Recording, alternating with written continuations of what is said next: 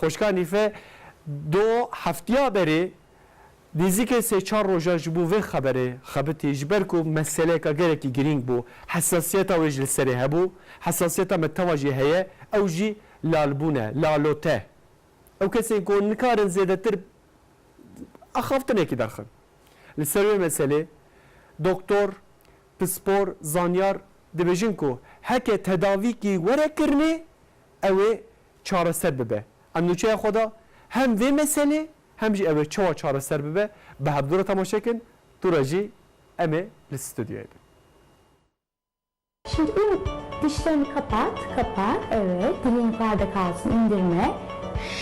Şa. Şa. Evet, aferin sana. Tekrar aç ağzını. Bekle, evet, dilini koy. Şimdi bunu çekeceğim, sen söyleyeceksin, tamam mı? Şa. Şa. Dinle beni.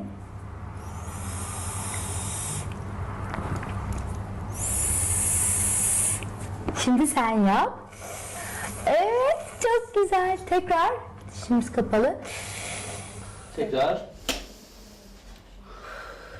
7 yaşından beri gecikmiş. Hafsali amda ev teşhisal albuni hat kirin. Mini karbu burahati haber bidan. Du piçukpun amda dest pey kirbu. Me pev dubare dikirin. Zamanı min grand bu. Zor zahmet pev jidevi min dert ketin.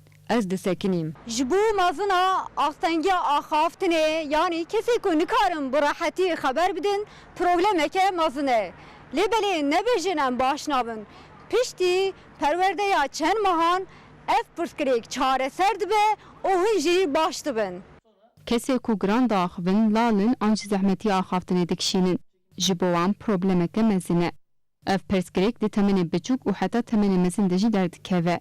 Kekemelik öncelikle çocukluk dönemi. Zehmetiye axaftinê ewlî zarokatiye de peyda dibe. Di navbera salên di du çaran de çêdibe û septîkên xuyakirî derdikeve. Zarokên ku emrê wan di navbera di du çaran de ne, zehmetiye axaftinê gelo kronîkê an di demeke kurt de derbas bibe. Heke ev lalbûn ne di demeke kin de û salekî zêdetir bidome û heta emrekî mezin jî dewam bike, êdî ew çax nikare bi rehatî bipeyve û ew dibe sedema zehmetiye axaftinê.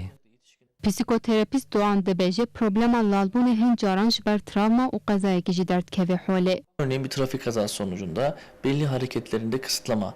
Sedemên vê problemê psîkolojîk in an jî travmatîk in. Mîsal dema ku qezayekî derbas bike. Destpêka giranbûna axaftinê di hinek hereketê wî de hinek problem û di xeberdana wî de hinek zehmetî çêdibe. An travmayek, xemgîniyek, an jî dê û bavê wan ev jî dibe sedem. Ji bilî van bûyeran gerek mirov tiştê genetik jî binêre. Heke di malbatekî de yekîlal hebe yanî zehmetiya axaftinê bikişîne ji sedî an jî şêst diwan de jî dê zehmetiya axaftinê çêbe. Heke di malbata wê de yekî nikarbe bi rehetî xeber bide, îhtimaleke mezin heye ku ev problem diwan de jî çêbibe. Ji kerema xwe xwenîşanî pisporekê bidin. Di nava civakê de nikarin xwe îfade bikin û ji xwe bawer nînin. Ciddi anlamda bir özgüven problemi olur. Kesên nikarin bi rehetî xeber bidin ji xwe bawer nakin. Diwan de ev problem hene. Di nava însanan de nikarin xeber bidin. Di nava însanan de naxwazin xwe îfade bikin. Tim hestên xwe vedişêrin. Ev hestên ku tên veşartin rojek bi şeklekî cuda derdikeve holê. Tiştek bixwaze wiha ji xwe dibêje. Lê ez ê nikarim bi rehetî xeber bidim û ez ê xwe îfade bikim. Wê çaxê xwe ji van tiştan dûr dixe. Dema ku dikevin ortamekî ji ber ku ji xwe bawer nake, xwe paş vedikişîne. Em jî dibêjin tedaviyê qebûl bikin û dest bi tedawiyê bikin. Kavganın eseli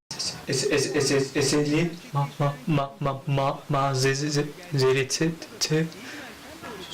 son kavga olmaktır.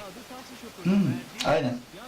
Psîkoterapîst Serhan Doğan dibêje piştî tedawiyê kesên ku nikarin bi rehetî xeber bidin bi terapiye baş dibin. Tam nefesini sıkça kullandırmaya çalışıyoruz. Divê egzersîza hilmî jî bê kirin û diyaframê bikarbînin. Kesên ku me temaşe dikin û malbatên guzarokan wan nikarin bi rehetî xeber bidin. Ji wan re tewsiya me bila nefesa xwe bistînin û bidin. Bila diyaframê bikarbînin. Da ku bi vî awayê asta astengiya xeberdanê kêm bibe. Paşê jî hinek hereketê me hene. Hereketê me yên kas, hereketê me yên lêv hene. Tevî vana peyva meriv çawa derdixe, paşê jî peyva tam çawa derxînin em terapî dikin. Pêvajob vî awayê dewam dike. Divê ku di sê mehan de, di şeş mehan de jî heta salekî jî ev tedawî bidome. Piştî vê terapiyê êdî dikarin bi rehetî xeber bidin. Piştî tedawiyê êdî ji xwe bawerin û dikarin xwe îfade bikin.